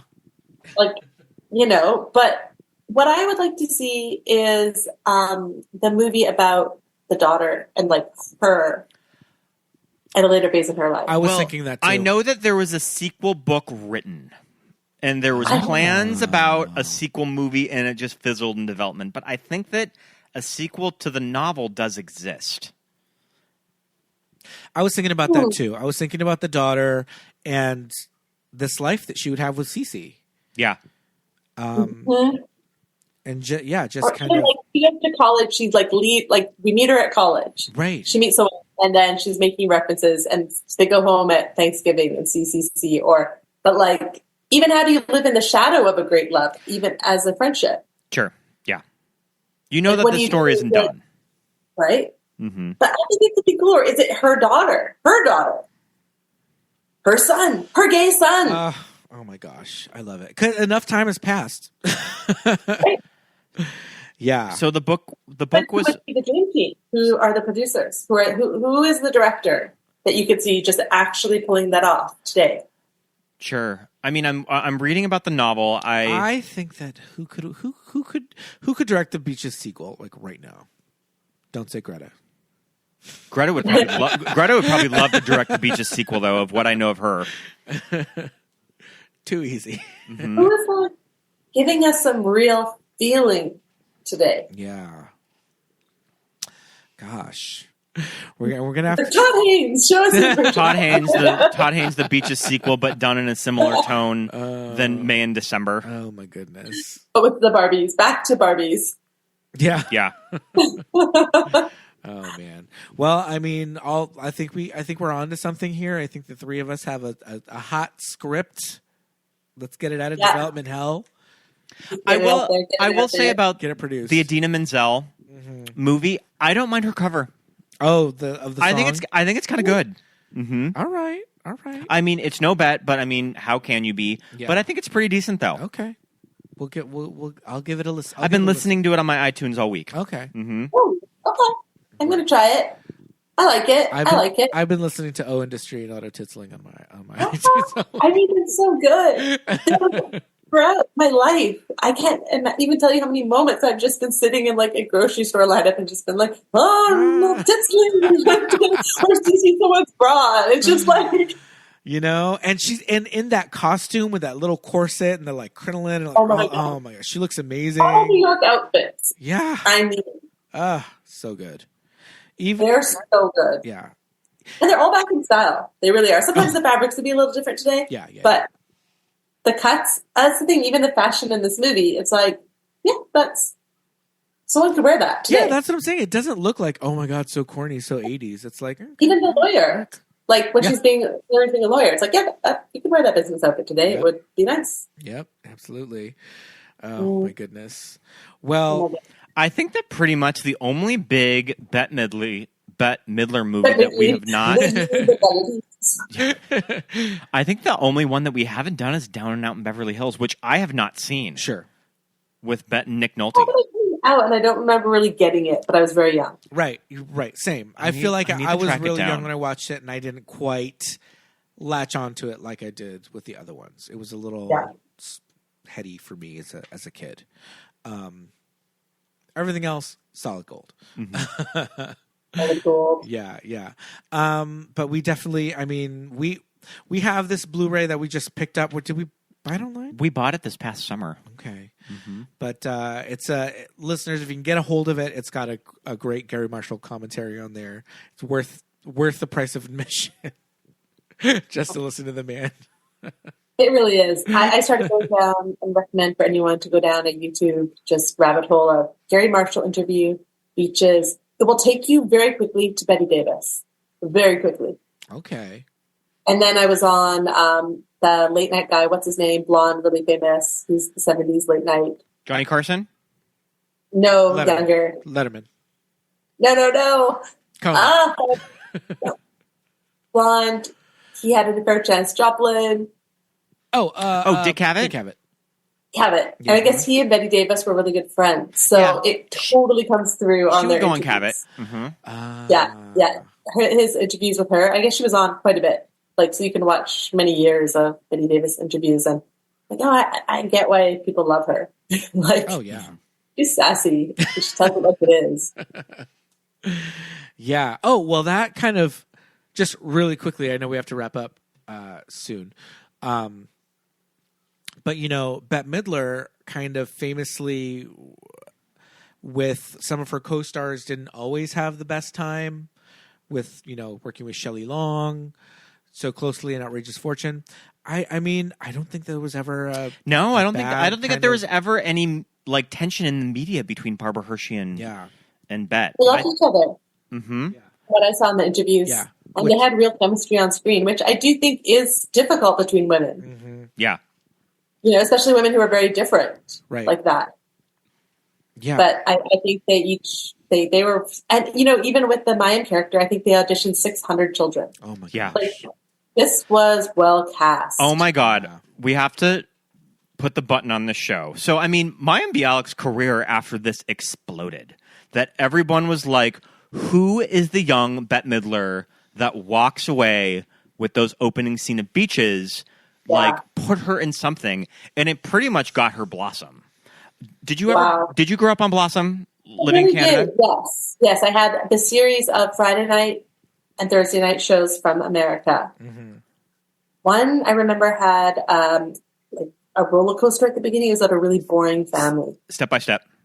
Yeah. Yeah. I always remember I was like, I love this intro, and then you go to the show, it's like, ugh. Yeah. But it's not Step by Step isn't as memorable as something like Full House. No. But great intro, that roller coaster. Very Great fun. intro. Yeah. Okay. But I did see Beaches. I loved always that she had her dance routine, which was now when you look back, it's a little cringy. Tap dancing on the piano. Mm-hmm. On the piano. What you doing on the piano? Okay, so this year we have been watching some episodes of Blossom, and when I was a kid, I remember Blossom being there. I was a little young, so I wasn't really catching up on it. Pete, did you grow up on Blossom? Like, did you watch a lot of it? Mayim Bialik and I are very close in age. Mm-hmm. I remember I loved Blossom. Joey Lawrence. You like Joey. Joey Lawrence, I remember from Joey, but they never banged. Beautiful himbo. So let me tell you the story. Joey Lawrence, I remember from Give Me a Break. Grew up with him. Blossom, I mean, Mayim, I remember from Beaches. We're very, very close in age. She gets the show. Mayim Bialik actually gets 2 sitcoms at the same time. And it was up to her which one she was going to take. Wild. Where were they? What was the other one? The other one is completely forgotten to history. It's like been if you look it up on... It's been lost to time. It's Full House. It doesn't exist. It's on her Wikipedia. Just I think she did 2 pilots. She did 2 pilots, and I think the story goes that she was the one that was kind of like, I want to do this one instead of that one, and then the other one just canceled. Nothing ever became of it. And so because I was the age of these characters, I was just very much like invested in this show. It is not good. No, it's not good. We've been watching episodes of it recently, and I'll almost watch it just because I love to bitch about it and just like make fun of it as I'm watching it. And everything I've know about Mayim Bialik, she seems like a very lovely person, but there is just something about this material that I'm just like, oh my God, this show makes me want to like bash my head into the wall. And I mean, it's all the writing of that. It's the writing, it's the tone. It's like, what it's like, we're going to imitate what we think kids are thinking, but we're not really going to give you the respect of doing it. It's like, we need to see her as the older daughter in The Nanny with Fran Dresser. That's what we wanted. Okay. And in Canada, I don't know if you guys got the original Degrassi. I challenge you to watch the pilot of the original Degrassi. It's like a French Nouveau, shot on film, realism. Like, it's gorgeous. But these kids, like, they had real problems. Right. She got pregnant. Right. She was pregnant. Like, you saw it? Did you get that? That was with like Spike and like all them, or was that even before that? Oh, I missed all of that. No. It was like the original Degrassi was Spike. Okay. And it was like late 80s. Then yes, I do remember it. Yeah. Yeah, and that was edgy. Like, you were like, oh. Yeah. No, it was too edgy. It was too grown up for like even for me, and I was the age of them. I was like, oh, this is. I forget how. I wonder if it was on like PBS even. Like, I forget how we watched it. PBS in the States. But in Canada, it was like, oh, it's on after school. Yeah. No. So and I'm like, you were watching that, so then to watch a Blossom, where she's like, I don't know, I just have a problem. You're like, oh, yeah, solve it. With Vinny, my boyfriend. We were watching one the other night, right after we turned off Beaches. I put on an episode of Blossom, and it begins with Seinfeld-style observational humor between Blossom and Six about why nobody on TV uses the bathroom. Or sneezes. That just feels like it's just a Jerry Seinfeld piece of stand-up. But they even referenced Seinfeld in the joke. They're like, well, they do it on Seinfeld. It was so awful. I think that, Pete, you mentioned it when you guys did Blossom on VSTV, of that these writers aren't writing in a character. No. Of like Blossom and Six. Like, you're writing it as the writer. And when you give those lines to like a teenager, it just sounds unauthentic and weird. Yeah. It really does. Yeah. And even you're like, she may be clever. Like, she's going on one day to get her PhD. Right. And to breastfeed her children indefinitely. Well, however. Yeah. She is not. She's still a teen, and it was weird. Yeah. It didn't, I don't know. And now I'm thinking of those dance numbers. I'm like, it's just a Cosby ripoff. Sure. So they're just like, all the writers who couldn't get on the Cosby Show or on Seinfeld were like, just sent to Blossom. Yeah. I don't know. Put her tap dancing on a piano. And in a funny hat. Yeah, and we saw how compelling Mayim as a child actress could be in with the right material. So it's a shame, but hey, we're sitting here talking about what a shame it was, but it's like, put her through UCLA and she's her own person, and I respect that. Like, I like that she's not just. I'm sure she has a ton of money from all the shows she's been on, like, but she doesn't like. She kind of just seems like a mom, right? Yeah, and I remember when she was doing press for Big Bang Theory. I remember I saw her on Wendy Williams, and she was just like, I'm a working mom. I'm raising kids. I needed healthcare, so I got a job, and it was The Big Bang Theory. So she kind of lucked into it. Like, she was just looking for work just to get health care. Wow. Yeah. See, if she'd been on Degrassi in Canada, she would have had. There you go. Would have missed it. She also, I will say, for those people who, and yourselves, that includes you, want to see, she gets with the actress at their current ages who played Hillary Whitney, and they recreate the scene, the opening scene of Beaches. And they also just talk. I guess they've kind of stayed in touch. I love that. And that actress, she was the doctor who operated on the congresswoman who was shot in the head, I believe. Oh, wow. Okay. Gilbert. Yeah. Wow. Oh my goodness. Is this a little interaction on YouTube, I would imagine? It is on YouTube. That is, I think YouTube, or it's actually on her Mayim's website. She has a website. It's called. But she just does. I don't know who the guy is who comes on as like the director. Sure. So they're like, all right, we're recreating the scene, and where's our this and that? And he's like, that's all there is. Like it's like they're taking a piss out of it. It's cute. Okay. Well, but also she's just like clearly not a vain person, and that's always refreshing, right? Yeah. Her run on Jeopardy just ended. I think Ken Jennings is going to be the full-time host, but she and Ken Jennings for the past few years, right after Alec passed away, they would trade off. I did enjoy Mayim as I like Mayim on Jeopardy. Guys, I feel like she's going to come into our life somehow. I don't know how. We'll manifest it. I feel like I think she should be a guest. I agree. I would love to have her on. We won't talk that much about Blossom though. Well, she may have similar feelings. Hey, there you go. I like it. You know what? She keeps it real. she does. If anything, what we've learned about Mayim Bialik is that she does in fact keep it real. Right. This has been a lot of fun talking about beaches. Thank you so much Berkley, for coming on the show. Thank you so much. Your movie Dark Nature just came out earlier this year, and it is available on. Actually. Tell us more. Tell us everything. That you can about 2022. It came out. Mm-hmm. I think we premiered 2022 in the summer at Fantasia in Montreal. Which, if you get to go to Montreal or you like Montreal, go to that film festival, Fantasia. It's a genre film festival. It's so much fun. It's so cool.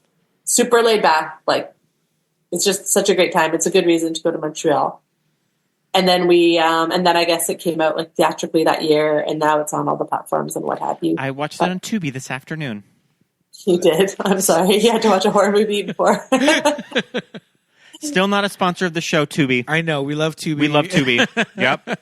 Tubi. Pay some dollars. Come on. Hand them over. It's funny because now it does seem like a while ago now.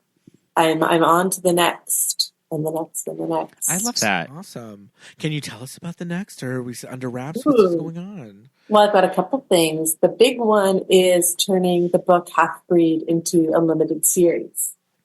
So that's something I am in pre-development right now with CBC and APTN, which is broadcasters here in Canada, which is amazing because this book, Half Breed, it's written by author Maria Campbell, who's a Métis author. And my great uncle, Jim Brady, is in the book and was her hero. And now she's my hero.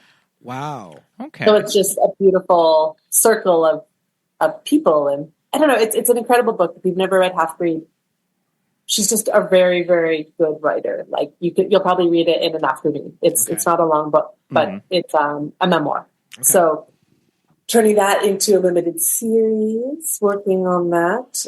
And then, I really hope to be directing it's actually about a podcaster. It's a scary movie, kind of like The Silence of the Lambs, story about a podcaster who the serial killer comes for the true crime podcaster. Uh-oh. Ooh. Yeah, it's a really amazing script. So I'm hoping that everything goes forward with that. And then I'm working with people in Montana, actually. Okay. Yeah, on a story called Clara Boone, which is a ghost story set in the late 1890s in Montana, based on a true story, which is that a woman gave testimony in court about a murder, but she got her information from a ghost, and the murderer was convicted off this ghost testimony. Oh wow. Yes. That's fascinating. Okay. Yeah, so that's an amazing group of people in Montana, and they're all about just like shooting in Montana and doing something from Montana for Montanians. And most stories set in Montana are not shot in Montana. They're usually shot in Alberta. I'm looking at you, Yellowstone. That I think that they get their exteriors a little bit in Montana and they shoot principal in Alberta. Let's be real. That little line between us with all the cameras is a fabrication. Yeah. Mm-hmm. It's so silly. It really is. So, yeah. Well, that sounds awesome. That's great. Congratulations on all of your upcoming projects. They sound great. We'll definitely keep an eye out for them. Well, I'll consult you beforehand and be like, guys, could this make someone gay? I want it to. Well, as a mother, I have to try. Oh my gosh. Well, thank you so much again for coming on the show. Well, this was Berkley, you amazing. certainly are the wind beneath our wings on the show. And thank you so much for joining us for our Beaches episode. We've been waiting to do Beaches for a while now. One of those big titles that I have been holding for quite some time. I was just waiting for the right moment. Oh my gosh. My pleasure. Thank you so much for having me. You're so welcome. Until next time, we will bid you adieu and have yourself a great evening. And to you. Thank you. And thank you so much for listening, everybody. Thank you so much. Yes. Last episode of 2023, oh Pete. My goodness. What a year. Yeah, we covered some fun movies. Yeah, it's been a long season. Can't believe we're heading into season 6, but thank you so much, everybody, for listening. It's been a great year, great ride on the show. There's a lot more to come. We always take a little break in January, and then we'll start putting out episodes. It's usually around like mid-February. Yeah, absolutely. So we'll be back before you know it with fresh movies. There might be a bonus episode here and there, too. Keep checking the Patreon. But keep checking the radio like the main feed. We'll probably do a bonus episode on the main feed, but also we will be posting it to the Patreon too. Absolutely. We'll still be doing our television episode and the commentary. Absolutely. So plenty of content. Perfect time to sign up too. Yes, indeed. But right now, I think it's that time. The Patreon shout-outs. Time for some Patreon shout-outs. Let's say hello and thank you to all of our wonderful patrons, including our friends over at How Do You Drew. Let's see, our friend Andy, Kate, Pep, Tammy, Robert, Brett, Daisy, Kelly, Chrissy, Stephen, Jake, Desiree, Laura, Garrett, Thomas, not Garrett Thomas, Garrett and Thomas, Lori, Brenna, Jess Rabbit, Lawrence, Lisa, Alexis, Thomas, Millie, Ted, Benny, Jamal, Melanie, Susan, JJ, Shelby, Paul, Jamie, Drew, Genevieve, Dawn, Joshua, Emily, Aaron, Nick and Shannon, Christine, and also Rufino. You guys, thank you for being patrons. Head over to patreon.com/movies-that-made-us-gay for all of our bonus content, including 30+ Watch With Us commentary tracks, our new TV That Made Us Gay series, as well as a ton of other bonus material. Yeah, and we're going to be doing it through our little break, too, so perfect time to sign up. Absolutely. Tons of new content on there since we're going to be dark for a minute on the regular feed. So head over to patreon.com and check it out. All of your donations matter. All of your donations count. They go directly towards keeping the show on the air every Friday, ad-free, and free for you guys. So thank you so much, patrons. You can go ahead and follow and like us on any platform. We're there, Instagram, Facebook, Blue Sky, X. We're there. Movies That Made Us Gay, and MTMUG Pod on X. Exactly. We're most active on Instagram. Yep. We're at Movies That Made Us Gay on Instagram. We're most active there. And if you want to give us a follow on your podcast listening platform, whether it be Apple Podcasts, Patreon, Stitcher, any of those guys, not Patreon, Spotify, or Stitcher, any of those, give us a follow so you'll be sure to get notified when new episodes drop. And if you are a listener on Apple Podcasts or Spotify, you can give us a 5-star rating. And if you're on Apple Podcasts specifically, you can write us a review. So we would love to read any new reviews on upcoming episodes. So go ahead and do that on Apple Podcasts. If you have an iPhone, Apple Podcasts is pre-installed. It's easy to follow. So go ahead and do that. We gave you all of our socials. If you want to follow our personal socials, feel free. My name is Pete. I'm at Peter Lasagna on Instagram. Scott Youngballer on Instagram, and follow my letterbox. You guys, this was a great season. Thank you so much for listening. You guys are wonderful listeners. Happy 2024. Have a safe and wonderful New Year's. Absolutely. We'll be back before you know it.